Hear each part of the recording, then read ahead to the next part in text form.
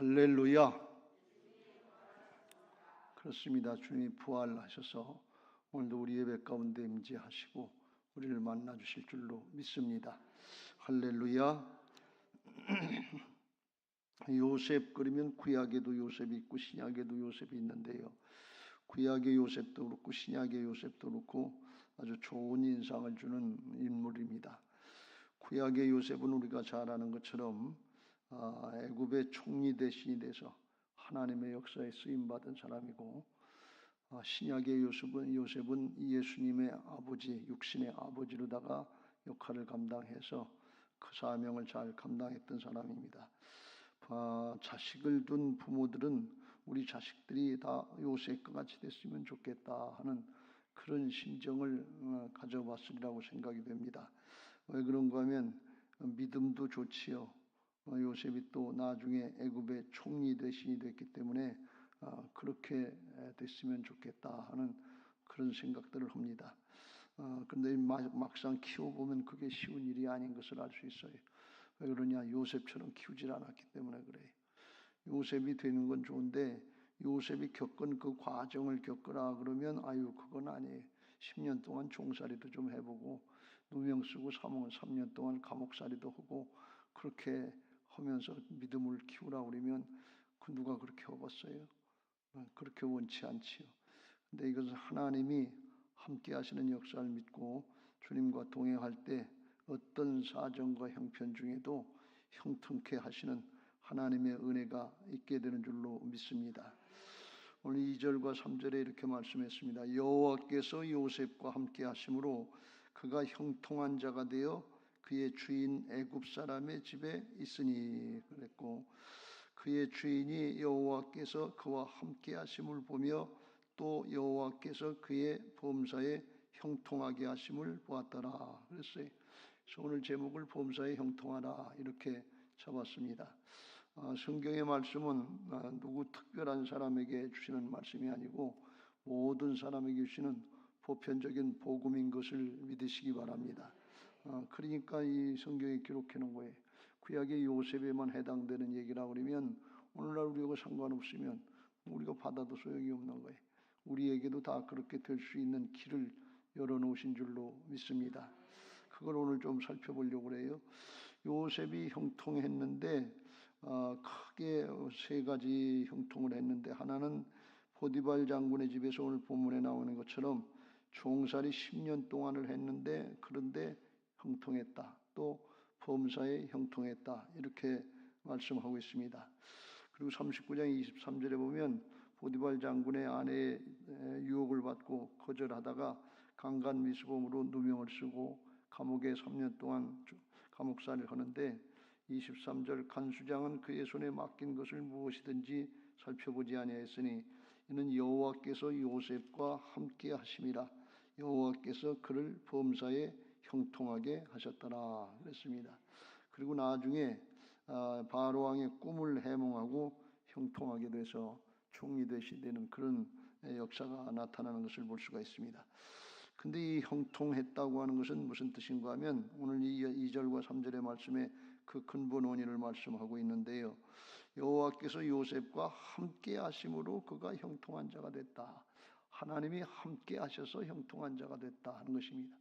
요셉이 노력해서 요셉이 잘 살아서 지혜가 많아서 형통한 자가 된 게 아니고 하나님이 함께 하셨다 하는 것입니다. 3절에도 그의 주인이 여호와께서 그와 함께 하심을 보며 또 여호와께서 그의 범사에 형통하게 하심을 보았더라. 다른 사람이 볼 때에도 저건 하나님이 함께 하시는 거다 하는 것이 보여졌다는 것입니다. 그때 형통이다 그런 말씀이에요. 이 형통한다는 것은 히브리어로다가 찰나흐라고 하는 단어를 쓰는데, 이거는 사람의 뜻대로 잘 되고 성공하고 출세하고 돈 많이 벌고 하는 그런 형통이 아니고 하나님의 뜻대로 되는 게 형통인 것을 믿으시기 바랍니다. 하나님의 뜻대로 된다 그런 말씀이에요. 그래서 여기도 나오지만 요셉이 인간적으로 외적으로 볼 때는 총살이하고 감옥살이 하는데 무슨 형통이, 불통 중에도 아주 큰 불통이지. 자기가 잘못한 것도 아닌데 그렇게 됐으니까 불통이지요. 그런데 하나님은 형통이다 이렇게 말씀합니다. 왜요? 하나님의 뜻대로 되고 있다 그런 말씀이에요. 그래서 우리가 이걸 영적으로 잘 분별해야 될 줄로 믿습니다. 어렵고 힘든 데일수록 세상의 관점으로다가 사람의 관점으로 이게 어렵고 힘들다, 불통이다, 어렵다, 이 신앙하는 유익이 뭐냐, 그리고 신앙을 떠나고 교회를 떠나고 하는 그런 젊은 사람들이 많다고 그러는데 이게 의미를 잘 모르기 때문에 그래요.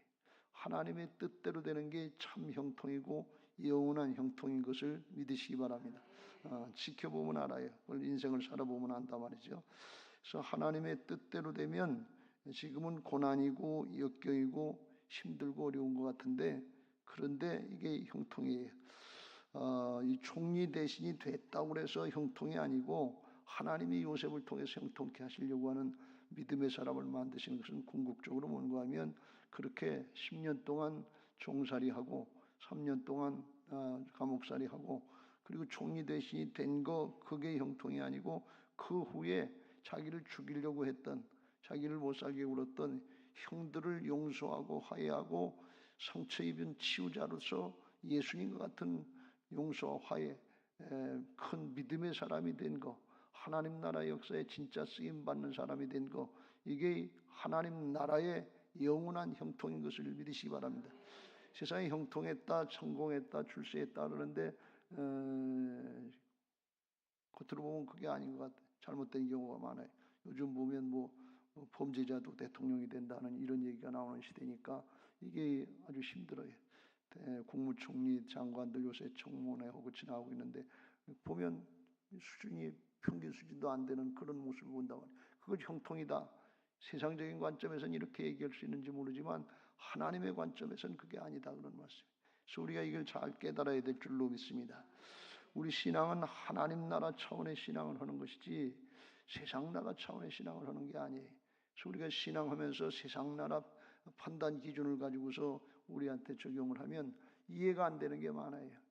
원망하고 불평할 일이 많고 실망하고 낙망하고 신앙 그만둘 일이 많은데 하나님 나라 영원한 생명의 차원에서 이걸 깨닫고 받아들일 때 언제든지 하나님의 말씀은 진리가 되고 힘이 되고 능력이 될 줄로 믿습니다. 할렐루야. 그러면 조금 더 구체적으로 요셉이 형통하게 된 그런 모습 그의 삶의 과정을 오늘 크게 세 가지를 좀 살펴보고 마무리하려고 합니다. 첫째, 우리가 잘 아는 대로 요셉은 하나님의 꿈, 하나님의 계시, 결국 하나님의 말씀인데 그걸 붙잡고 믿음을 지켰다 하는 거예요. 우리가 앞에서 살펴본 것처럼 37장에 보면 그는 하나님이 주신 꿈이 두 가지가 있었어요. 계시로 꿈의 계시로 받은 거죠. 그래서 7절에 보면 우리가 밭에서 곡식단을 묶더니 내 단은 일어서고 당신들의 단은 내 단을 둘러서서 절하더이다. 형들에게 얘기하는 거죠. 그게 첫 번째 꿈이고 두 번째 꿈은 9절에 요셉이 다시 꿈을 꾸고 그의 형들에게 말하여 이르되 내가 또 꿈을 꾼즉 해와 달과 열한 별이 내가 절하더이다. 내게 절하더이다. 그래서 자기가 높아지는 모의가 되는 총리 대신이 되는 그런 건 모르고 자 우리가 형들이 나한테 절하고 부모님도 세상 사람들도 나한테 절하는 이런 꿈을 꿨어요. 그런데 이걸 끝까지 붙잡고 있었다 하는 것을 어떻게 알 수 있는가 하면 나중에 총리 대신이 돼가지고서 형들을 만났을 때 그 꿈을 생각하는 걸 볼 수가 있어요. 기억하고 있었다는 거예요.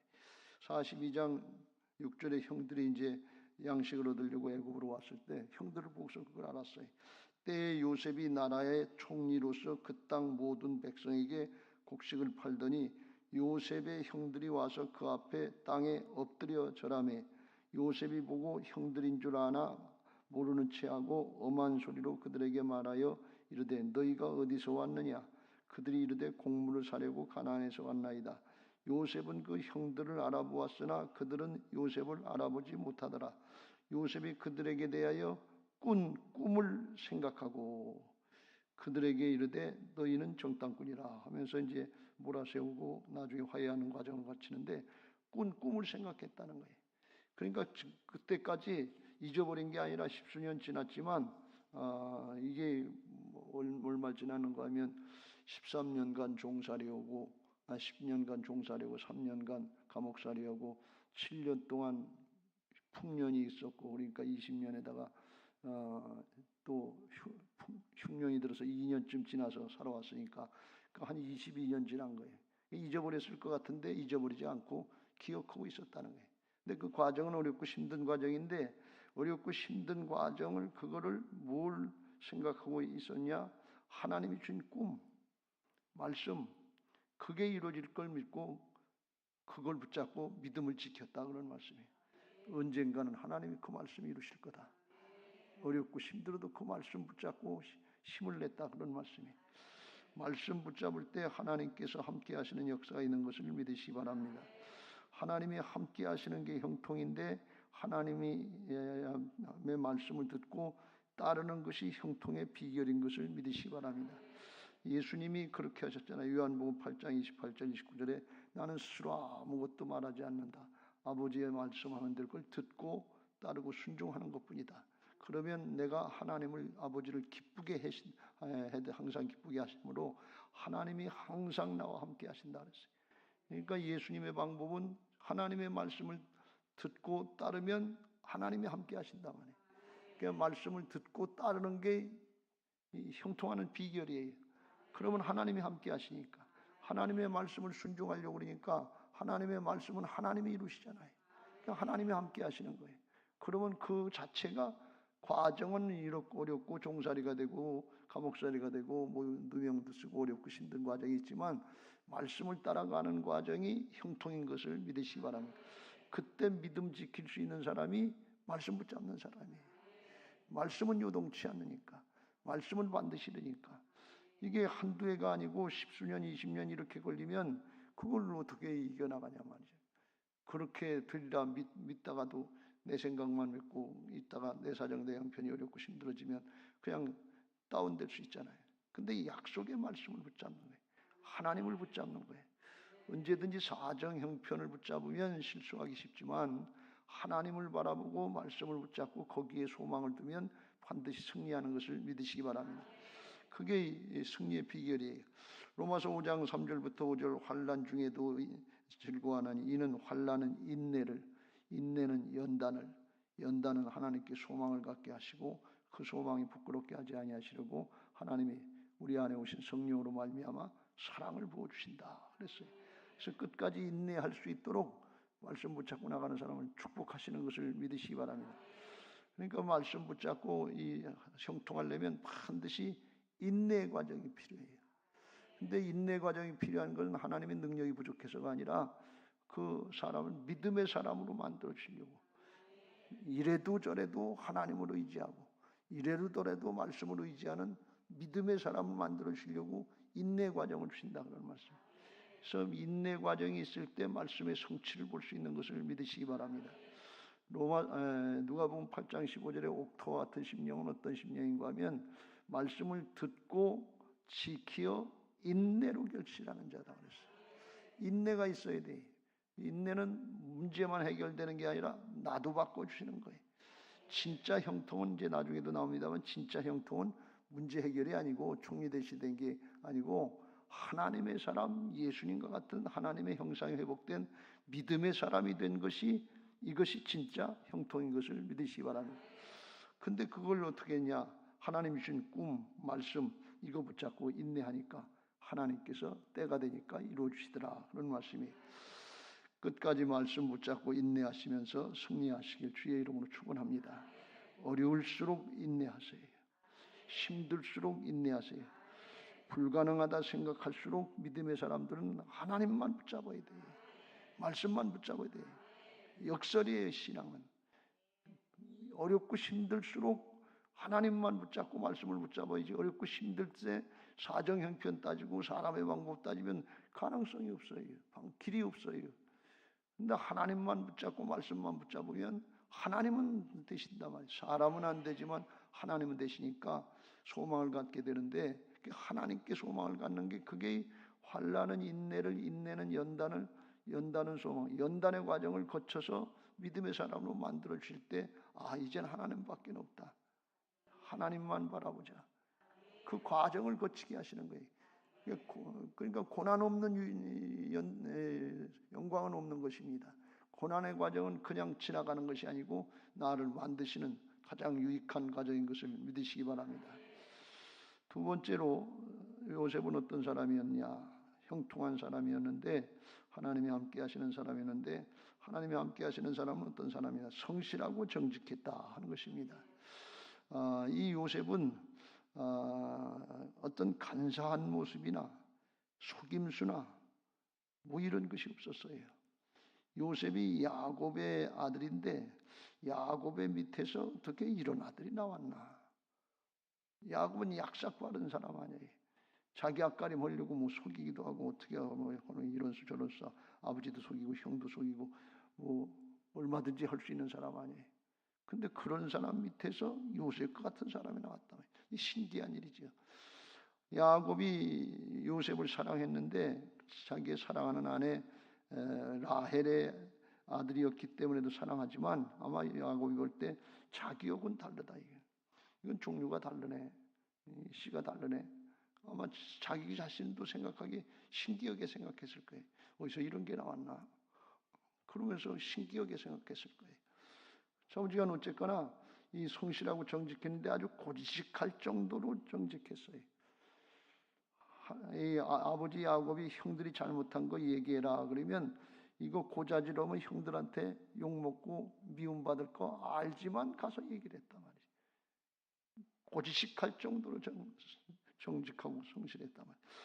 또 꿈 이야기를 하면 가뜩이나 형들이 미워하는데 차별되어 온다고 편애한다고 미워하는데 그거 좋은 결과 안 나올 걸 나이가 17, 18세였으니까 모르지 않을 거란 말이지. 그럼에도 불구하고 꿈을 2번씩이나 꾸서 당신들은 나중에 나한테 절할 사람들이요. 엄마 아버지도 나한테 절할 사람이 이런 얘기하면 당시에 위계질서가 분명한데 그걸 좋아하겠냐면. 근데 하나님이 시키신 것이니까 그냥 그걸 얘기하는 거예요. 욕먹을 줄 알지만 어떻게 보면 미련하고 고지식한 거지요. 이해가 안 가는 거예요. 이런 사람이 어떻게 세상을 살아갈까? 그 어떻게 보면 형들 생각도 이렇죠. 저 녀석은 종살이 하면서 감옥살이 좀 하면서 정신 차려서 살지 그렇잖아 못 살겠다. 이렇게 사람들의 생각은 했을 거예요. 근데 하나님의 생각은 달랐다 그런 말씀이에요. 또 이 요셉을 갖다가 심부름 시킬 때 아버지가 형들 목양하는 거 가서 좀 보고 와라. 그리고 세겜으로 보내고 그럴 때 그때 채색 옷을 입고 갔다 그랬어요. 이 채색 옷은 평상시 입는 옷이 아니고 일복이 아니고 관리자가 입는 옷 또는 이제 사랑받는 의미로 해주는 옷이기 때문에 형들이 요셉에게만 채색 옷을 지어줬기 때문에 그것 때문에 차별되어 온다고 편애한다고 미워했는데 거기 갈 때는 혼자 가는 길인데 그거 벗고 다른 옷 입고 가면 되잖아요. 일하러 가는데. 근데 그걸 입고 갔단 말이지. 그러니까 형들이 그 모습을 보고 그냥 화가 나가지고 채색 옷을 뺏겨가지고서 동물에다 짐승에다 물려 죽은 것처럼 찢어가지고 피 묻혀가지고 아버지한테 가서 죽었다 그러고 죽이려고 그랬단 말이지. 그러니까 이렇게 보면 아주 사람이 고지식한 거예요. 미련에도 그렇게 미련할 수 있나? 그렇게 되는 걸 볼 수가 있어요. 이와 같이 성실하고 정직했는데 고지식할 정도로 그랬고 보디발 장군의 집에서도 사실은 이게 이제 종이니까 그때는 입장이 좀 바뀌었지요. 거기서 사랑을 받고 형통한 비결이 됐던 것은 그냥 시키는 대로 하는 거예요. 종이니까 다 주인의 뜻대로 하는 거예요. 말씀 듣는 대로 하는 거고 내게 아니고 주인의 것이니까 주인의 뜻대로 하고 욕심낼 줄도 모르고 뚱칠지도 모르고 그러니까 그냥 성실하게 정직하게 일하니까 주인이 보니까 다르다 말이지. 이게 성실하고 정직한 청지기 역할을 한 거예요. 그래서 4절에 요셉이 그의 주인에게 은혜를 입어 섬겼다는 것은 이제 주인의 뜻대로 잘 섬겼다는 거죠. 그가 요셉을 가정 총무로 삼고 자기의 소유를 다 그의 손에 위탁했다. 다 맡겼다는 거예요. 5절에도 그가 요셉에게 자기의 집과 그의 모든 소유물을 주관하게 한 때부터 여호와께서 요셉을 위하여 그의 애굽 사람의 집에 복을 내심으로 여호와의 복이 그의 집과 밭에 있는 모든 소유에 미친지라. 6절 주인이 그의 소유를 다 요셉의 손에 위탁하고 자기가 먹는 음식물 외에는 간섭하지 아니했더라 그랬어요. 그러니까 재산을 갖다가 다 맡길 수 있을 정도로 그렇게 성실하고 정직했다는 말씀. 인정받았다 그런 말씀이에요.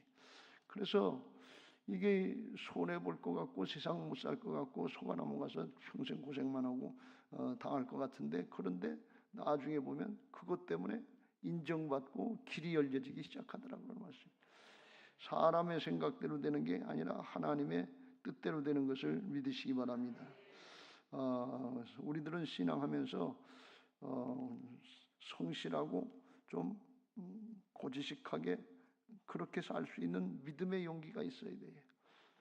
조금 손해 볼 것 같고, 조금 욕 먹을 것 같고, 조금 자존심 상할 것 같고, 그러면 싹싹 머리를 써가지고서 이렇게 돌리고 저렇게 돌리고 그러면 좋을 것 같은데, 하나님은 그렇지 않으시단 말이지.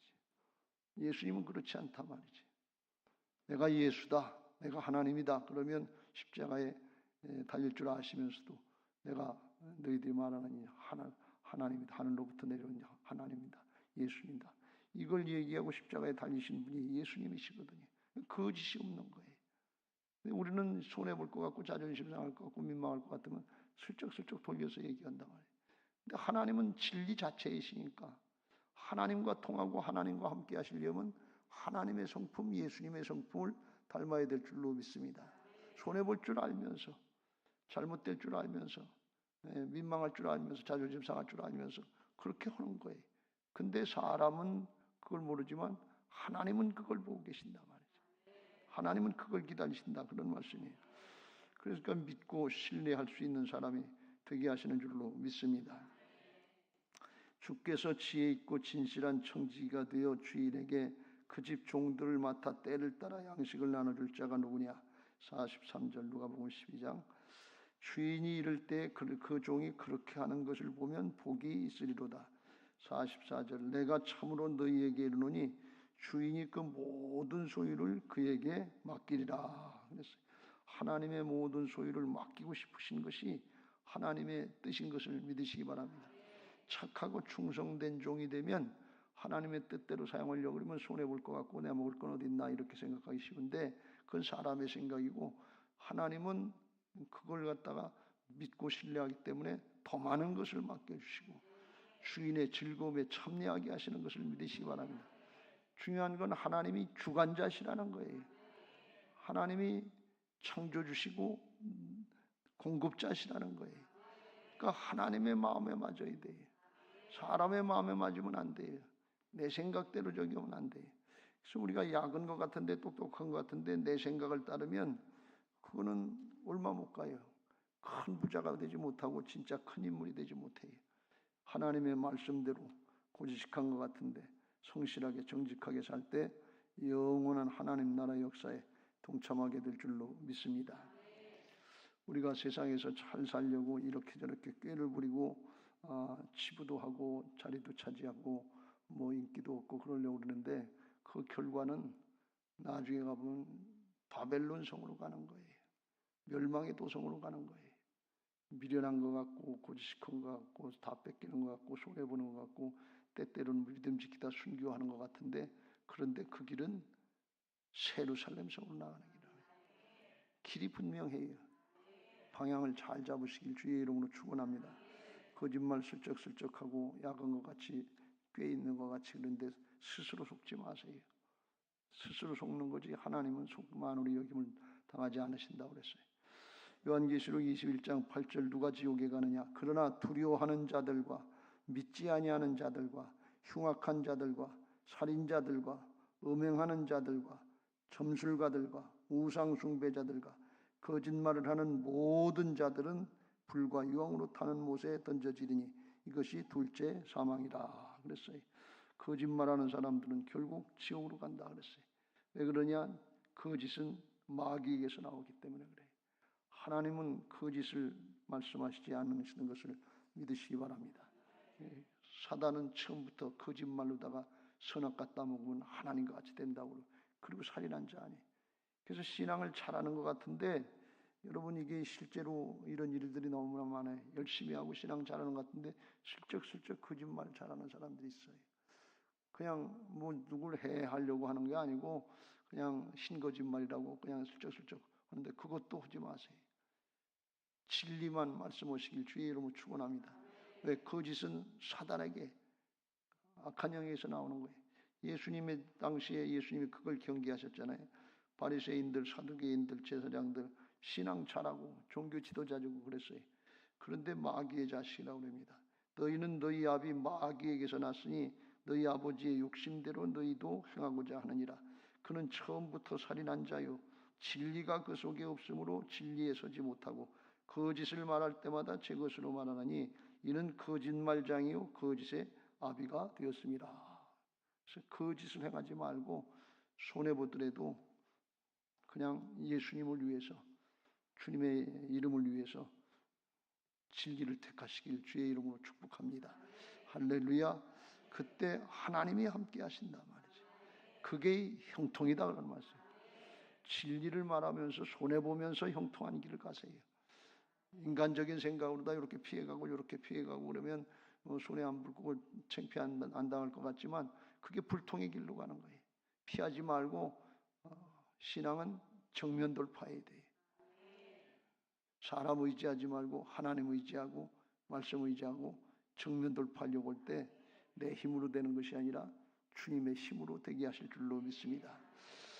한 가지 더 살펴보면 이 요셉은 거룩했다 하는 것입니다. 성별했는데 여기 나오는 것처럼 주인의 아내가 날마다 동침하기를 청했지만 그걸 거절하니까 거절할 때 그랬죠. 9절 끝에 그런즉 내가 어찌 큰 악을 행하여 하나님께 죄를 지으리까. 그런데 여인이 날마다 요셉에게 청하였으나 요셉이 듣지 아니하여 동침하지 아니할 뿐더러 함께 있지도 않았다. 근데 날마다 또 그러니까 12절 이후에 보면 옷을 벗어놓고 도망갔어요. 그때 15절에 거짓말시키기를 이 여인이 그가 나의 소리를 질러 부름을 듣고 그의 옷을 내게 버려두고 도망하여 나갔느니라. 그리고 자기 남편한테 얘기하니까 남편이 화를 내고서 감옥에 가뒀다 그랬어요. 근데 남편도 자기 아내의 행실을 아니까 감옥에 가둘 일이 아니고 자기 아내를 범하려고 그랬으면 죽일 일인데 죽이지 않고 간수들에게 맡겨주고 그러는 걸 보면 보디발 장군도 알았다는 거예요. 근데 살려줬어요. 우리 어쨌거나 그런데 이 요셉은 누명을 쓰고서 그리고서 감옥에 가뒀단 말이죠. 갇혔어요. 그때 믿음을 지켰다는 말이에요. 원망하고 불평하지 않고 하나님 앞에 내가 어찌 큰 악을 행하여 하나님께 죄를 지으리까 그랬어요. 하나님 앞에 신앙을 했다는 거예요. 그러니까 유혹을 할 때도 하나님 앞에 신앙을 했고 하나님이 아신단 말이지.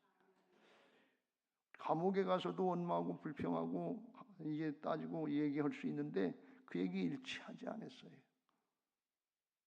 왜 그래요? 하나님 앞에 신앙이라는 거예요. 처음도 하나님 앞에 신앙이고 나중에도 하나님 앞에 신앙이다. 사람 붙잡고 하소연하고 이렇게 저렇게 해결하려고 하지 않았다. 나중에 한번 그런 일이 있었잖아요. 술 맡은 관원장, 떡 맡은 관원장 꿈을 해몽해 줘가지고서 이제 술 맡은 관원장은 형통해서 살아났고 떡 맡은 관원장은 죽게 됐는데 술 맡은 관원장이 형통해서 나갈 때 당신 나를 기억해서 나 죄 진 거 없으니까 좀 풀어주시오 부탁했는데 2년 동안 강간무소식이 됐어요. 안 들어졌다는 말씀. 왜요? 하나님이 일하시고 계신 것이기 때문에 사람을 통해서 하나님이 일하시지 않더라 그런 말씀이에요. 여러분 하나님이 일하실 때 좀 더디더라도 믿음 지키시길 주의 이름으로 축원합니다. 믿음 지키는 거예요. 그게 믿음의 사람을 만드시는 거예요. 하나님이 바로의 꿈을 꾸고 해몽할 때가 돼야 하나님의 역사의 때가 되는 거지 아무 때나 들어주시는 거 아니다. 아무 때 빨리 들어주면 좋은 것 같은데 그거는 요셉이 총리 대신 될 수 없는 거예요. 바로가 꿈을 꾸고 고생하고 염려하고 근심할 때 그때 그걸 해결해 줘야 즉시로다가 애굽의 총리 대신이 되는 길로 직통으로 간단 말이지. 그러니까 이게 하나님의 때예요. 하나님의 섭리고. 그러니까 미리 사람을 통해서 하는 것 같은데 좋은 것 같은데 그거는 적은 일이고 하나님의 큰 일에 쓰임 받지 못한단 말이지. 그러니까 우리는 하나님이 일하실 때까지 믿음을 지켜야 돼. 하나님이 역사하실 때까지 인내하고 기다려야 돼. 그래 하나님의 뜻이 이루어지고 진짜 하나님의 역사를 본단 말이지. 이게 하나님의 앞에 요셉이 지킨 믿음인 것을 믿으시기 바랍니다. 처음에는 하나님 앞에 코람되어 하나님 앞에 신앙을 했는데 나중에 좀 기다리다 어렵고 힘드니까 그때는 그냥 육신의 모습을 떠나서 영으로 시작했다가 육신으로 마치는 경우가 너무나 많아요. 근데 요셉은 그렇지 않았단 말이에요. 영으로 시작해서 영으로 마쳤단 말이에요. 처음에도 하나님 앞에 신앙이면 나중에도 하나님 앞에 신앙이다. 끝까지 하나님 앞에 신앙이다. 하나님이 모든 걸 다 아시고 하나님이 모든 걸 행하시는 분이시니까 그 하나님을 신뢰하고 그 하나님께 맡기니까 그렇게 하나님이 인정하시고 승리하게 하셨다 하는 것입니다. 할렐루야. 그러면 우리가 어떻게 요셉처럼 하나님의 말씀 붙잡고 믿음을 지키고 성실하고 정직하게 살 수 있고 그리고 또 거룩하게 성별돼서 세상 사람들과는 구별된 이기적인 욕심, 육신의 정욕을 따르는 것이 아니라 하나님의 영을 따라서 성령의 소욕을 따라서 할 수 있냐? 어떻게 하면 그렇게 할 수 있겠어요? 우리 모두가 범사에 형통할 수 있도록 예수님이 십자가 부활의 복음으로 다 이루어놓으신 것을 믿으시기 바랍니다. 우리의 모든 더럽고 추악한 것들 다 담당하시고 대신 죽어주시고 살아나셔서 예수님의 거룩하고 신성한 하나님 나라의 좋은 것들 가지고 우리 안에 다시 오신 것을 믿으시기 바랍니다. 그래서 떠나지도 아니하시고 버리지도 아니하시고 영원토록 우리와 함께 하시는 것을 믿으시기 바랍니다. 하나님이 함께 하시는 것을 믿고 믿음 지키는 것이 형통이에요. 우리에겐 이미 주님께서 와 계신 거예요. 그걸 믿고 나머지는 우리가 누리기만 하면 돼요. 믿음은 누리는 것인 것을 믿으시기 바랍니다. 믿음은 누리는 거예요. 내가 뭘 해서 이루어지는 게 아니에요. 요셉이 뭘 했습니까? 그냥 하나님이 인도하는 대로 믿음만 지킨 거예요. 참고 인내하고 견딘 거예요. 그런데 가장 좋은 길로 하나님이 인도하셨다. 그런 말씀이. 우리들도 하나님이 내 안에 와 계신 걸 믿고 의지하고 하나님이 때때로 깨우쳐 주시는 음성, 주님의 음성을 듣고 순종하면 형통하게 하실 줄로 믿습니다. 우리 안에 오셔서 지금도 말씀하고 계신 것을 믿으시기 바랍니다. 여러분이 말씀 듣는 중에도 성령께서 여러분 각자의 마음속에 깨우쳐 주시는 게 있어요. 아, 그때 정직했어야 되는데 거짓말로 슬쩍 넘어간 거 이게 잘못됐구나. 못 모르고 지나갔는데 그거 회개하고 돌이키세요. 아, 그때 거룩하게 성별해야 되는데 세상 사람들과 같이 똑같이 그랬구나. 육신을 따르지 말고 성령을 따라야 되는데 성별하고 거룩해 다니엘처럼 거룩하게 구별해야 되는데 그런 것들 생각나는 게 주님의 음성이 레마의 음성 들려주시면 순종하시길 주의 이름으로 축원합니다. 빌립보서 2장 13절 14절 너희 안에서 행하시는 이는 하나님이시니 자기의 기쁘신 뜻을 위하여 너희에게 소원을 두고 행하게 하시나니 모든 일을 원망과 시비가 없이 하라. 이는 너희가 흠이 없고 순전하여 어그러지고 거스르는 세대 가운데 하나님의 흠 없는 자녀로 세상에서 그들 가운데 빛들로 나타내며 빛이 돼 어두운 세상 가운데 빛이 되도록 찬란하게 하나님이 나타내 주시려고 말씀하실 때 순종하시길 주의 이름으로 축원합니다. 슬쩍슬쩍 모르는 척하고 넘어가지 마세요. 아닌 것처럼 그냥 넘어가지 마세요. 자꾸 그냥 넘어가면 하나님의 음성이 안 들려져요. 무뎌져요. 순종하면 하나님께서 세상적인 형통이 아니라 하나님 나라의 형통, 우리에게 마지막에 최후의 형통, 아주 가장 좋은 형통을 우리에게 남겨주신 것을 믿으시기 바랍니다. 고린도후서 4장 17절 우리가 잠시 받는 환난에 경한 것이 지극히 크고 영원한 영광에 중한 것을 우리에게 이루게 하매니 우리가 주목하는 것은 보이는 것이 아니요 보이지 않는 것이니 보이는 것은 잠깐이요 보이지 않는 것은 영원함이라. 영원한 형통, 크고 중한 것은 아직까지 우리에게 오지 않은 것을 믿으시기 바랍니다. 천국에 준비해놨어요. 요셉이 총리 대신이 되려고 노력했던 거 아니에요. 길을 쓰고 애를 쓰고 약삭빠르게 경쟁해서 이기려고 이렇게 저렇게 했던 게 아니에요. 그냥 고지식하게 믿음 지킨 거, 말씀 따른 거 그것뿐이에요. 근데 하나님께서 다 이렇게 길을 인도하셔서 돌아간 것 같고 늦은 것 같고 그런데 30세에 총리 대신이 됐으니까 오늘날도 30세, 30대 총리가 되는 나라가 가끔 있다고 그러긴 하는데 그 쉬운 일이 아니란 말이지. 그것도 종살이 하다가 세계 최고의 강대국 미국 같은 나라의 총리 대신에 부통령이나 국무장관 된다는 게 이게 힘들잖아요. 우리나라 사람으로서는 미국에서 제일 높아진 사람이 차관보 정도까지 올라갔다는 거예요. 차관보는 미국 그 권력 서열로 한 500위 정도 된다는 거예요. 그 정도까지밖에 못 올라갔어요, 한국 사람은. 그러니까 이게 2인자 좀 되고 실권자가 된다는 건 아주 굉장히 힘든 일이죠. 근데 하나님이 오시면 되더라 그런 말씀. 뭐 올라가려고 올라가는 게 아니에요. 주님 따르고 주님을 높이려고 하면 주님이 높여주시는 것을 믿으시기 바랍니다. 그래서 주님이 우리 안에 오신 걸 믿고 믿음으로 순종하시고 그러면 역경이고 고난이고 그런데 하나님이 우리를 형통케 하시는 거니까 역경이고 고난 중에도 우리를 범사에 형통하게 하시는 거니까 그때 믿음으로 누리세요. 어떻게? 항상 기뻐하라. 쉬지 말고 기도하라. 범사에 감사하라. 이는 그리스도 예수 안에서 너희를 향하신 하나님의 뜻이니라. 왜? 형통한 길을 가서 알고 있으니까. 범사에 형통하게 우리 존재 자체를 바꿔놓으셨어요. 이미. 구약하고 신약은 차이가 있어요. 그건 누리기만 하면 돼. 그럼 우리 안에 하나님의 통치, 성령의 통치가 이루어져서 의와 평강과 희락이 넘치게 하시고 하나님도 기쁘시게 해드리고 사람들에게도 인정받고 칭찬받는 형통한 신앙하게 하실 줄로 믿습니다. 이를 믿음으로 누리는 부활신앙 하시기를 예수님의 이름으로 축복합니다. 할렐루야. 이제 우리가 그런 신앙하게 해달라고 384장 찬송 한 장 하시죠.